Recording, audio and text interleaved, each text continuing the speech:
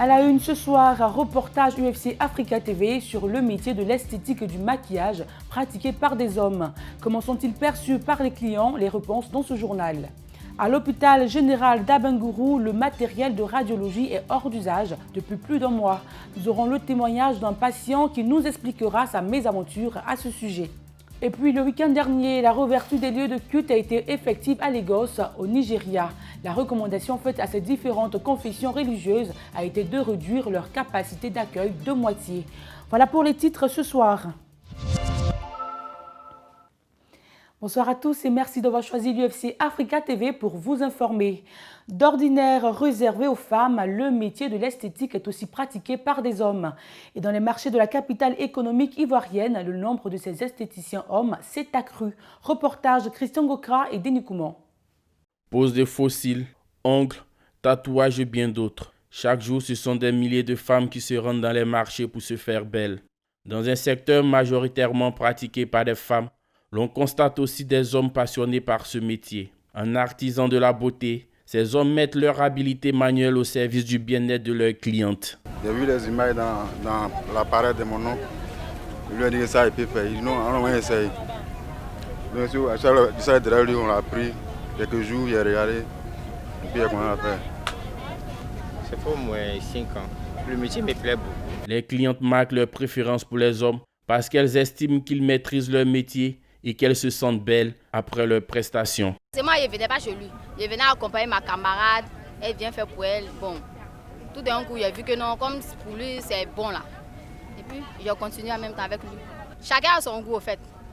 Lui, bon, je suis habituée à lui. Parce que quand il me maquille là, je me sens dedans. Et puis quand je sors, on m'apprécie aussi. Il est fort, il maquille bien même. Pour certaines maquilleuses, la popularité des hommes est due au fait qu'ils attirent la curiosité des dames. Parce que quand on dit un homme fait quelque chose, toutes les femmes veulent aller voir comment ça se passe, comment il fait. Nafiou Famakide est vendeur de mèches. Il voit d'un mauvais œil le fait que des hommes pratiquent ce métier, car il estime qu'ils sont souvent assimilés à des homosexuels. Un homme, normalement, ne doit pas placer les faux cils, les faux ongles, ou soit il ne sait pas faire des traits et tout et tout. Voilà, sûrement, moi, je pense que ce n'est pas normal. Voilà. Ils arrivent à gagner leur vie, mais sûrement, ce n'est pas normal parce que toutes les personnes qui font ça, bon, moi, je vois qu'on les considère comme des PD. Pour ces jeunes artisans, cette activité nourrit son homme car elle leur permet de subvenir à leurs besoins. Ouais, par jour, moi, je peux recevoir entre 60 et 70 clients. On dit pour être indépendant, chacun doit construire son échelle de réflexion. Hein. Il y a d'autres qui préfèrent aller suivre les gens. Moi, je ne m'aime pas moi seul. Bon, je m'occupe de moi, je m'occupe de mes petits frères. Avec ça, je poursuis les cours. Le soir, je mets à l'école. Je continue en cycle ingénieur informatique. De nombreux jeunes diplômés ou illettrés, fuyant l'oisiveté et tous les vices qu'elles engendrent, parviennent aisément à subvenir à leurs besoins grâce à cette activité. Professionnaliser le secteur serait une aubaine pour les pratiquants. Faire des examens de radiologie à l'hôpital général d'Abengourou n'est plus possible depuis plus d'un mois. Pour cause, le matériel serait hors d'usage. Henri Nyomouké s'est rendu sur les lieux. Je vous propose de suivre le récit de ce patient qui nous explique sa mésaventure à ce sujet. Arrivé un samedi sur les lieux, il était impossible de vérifier ce matériel en panne. Également difficile de rencontrer des patients en attente de leurs résultats de radiologie. Finalement, c'est le président de la section de l'Union fédérale des consommateurs dans l'Indénié qui a répondu à notre préoccupation. Car en plus de diriger la section UFC dans la région, Kwasi Yao attend depuis un mois le film de sa radio. J'ai fait un accident de la voie publique et à l'issue de cela, mon médecin m'a demandé de faire une radio. On m'a réussi, mais au moment de me donner le film, le radiologue m'a dit que ils ont une machine qui est en panne, qui ne pouvait pas produire de film. Donc je n'ai pas pu avoir le film de ma radio pour le remettre à mon médecin pour qu'il puisse statuer sur la fracture. À Bangourou, qui s'étale sur une superficie de 5200 km² pour 101 000 habitants, recensement de 2014. C'est une telle localité qui est incapable de réaliser des examens de radiologie pour les consommateurs pendant plusieurs mois. La question est de savoir comment soulager tous ces patients qui attendent une solution miracle avant leur prise en charge médicale.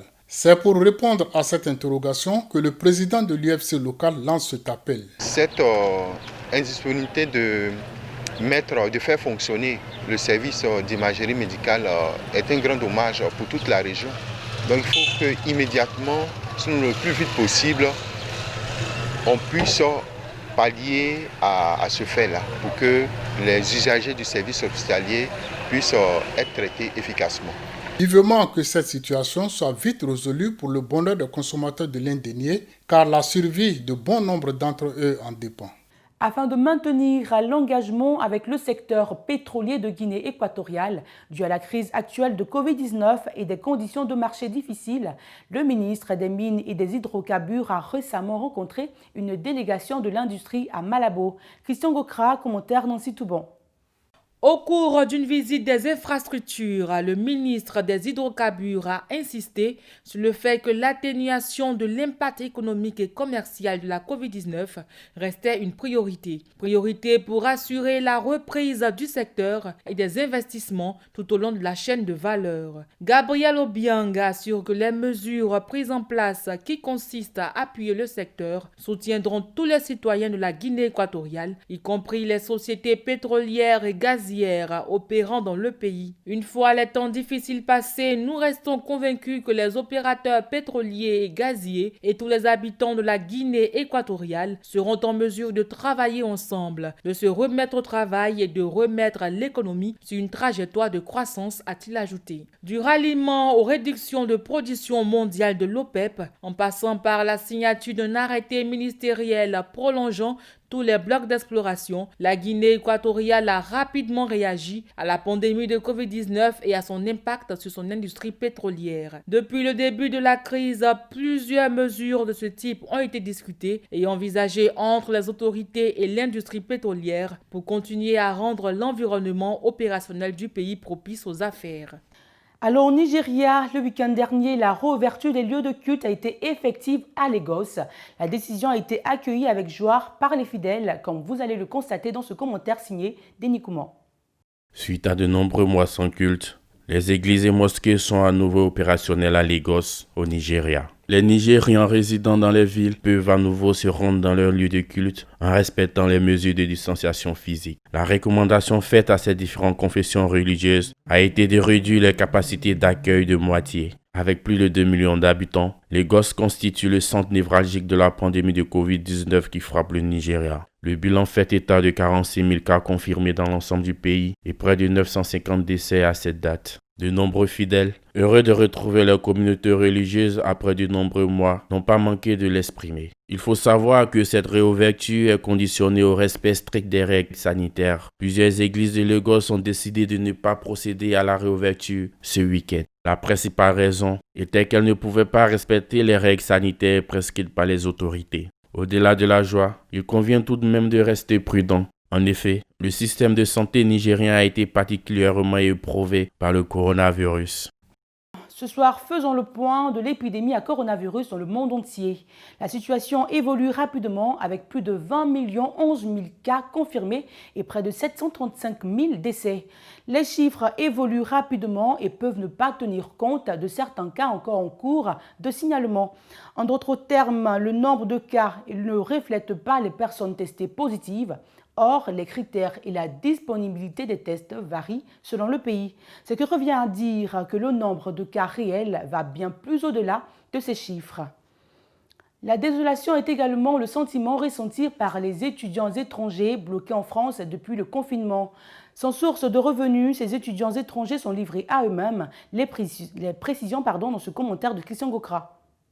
L'antenne de l'UNEF à Marseille, une association en France, aide les étudiants étrangers à s'approvisionner en lait, œufs, paquets de farine et conserves. Sans source de revenus, les étudiants étrangers bloqués en France depuis le confinement sont livrés à eux-mêmes. Lies Beladji, trésorier à l'antenne locale de l'UNEF, explique qu'il y a en France au moins 2500 étudiants qui sont touchés par une extrême précarité. Ces étudiants ne peuvent pas travailler parce qu'ils n'ont pas tous des visas d'étudiants permettant de travailler. Ce sont les accords entre leur pays et la France. Et donc, on se retrouve avec une précarité administrative, une précarité sociale et une précarité financière qui est accrue pour ces derniers. Avec la poursuite de l'épidémie, certains étudiants refusent aussi de se faire rapatrier par peur de rester bloqués dans leur leur pays et de devoir abréger leurs études. Plus de 350 000 étudiants internationaux seraient concernés. Près de la moitié d'entre eux sont originaires d'Afrique, un continent où la pandémie s'accélère.